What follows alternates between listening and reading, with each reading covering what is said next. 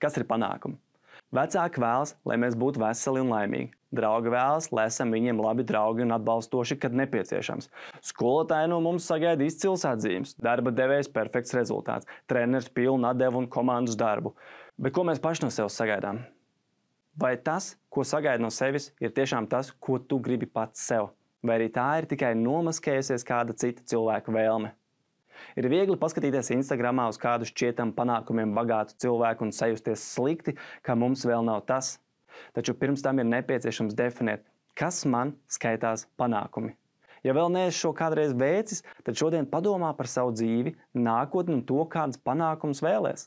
Šeit nav svarīgi fokusēties, kā to sasniegsi, bet tikai radīt pašas idejas par rezultātiem. Katram cilvēkam panākumi nozīmē kaut ko citu.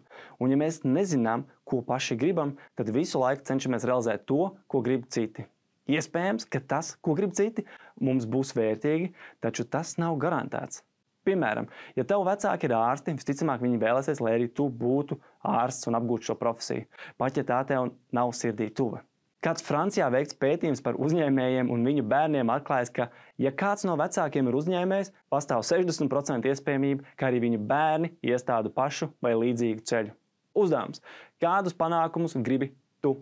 Atbildes visticamāk ir vairākas. Apdomā un pieraksti lapās to, kas tavuprāt ir panākumi un kurus no tiem tu vēlētos sasniegt savā dzīvē dažādās jomās. Piemēram, skola, veselība, sports, hobiji, darbs, nauda, draugi, piedzīvojumi.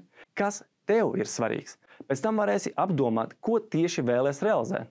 Taču pašlaik ir svarīgi definēt to, kas tev skaitās panākumi.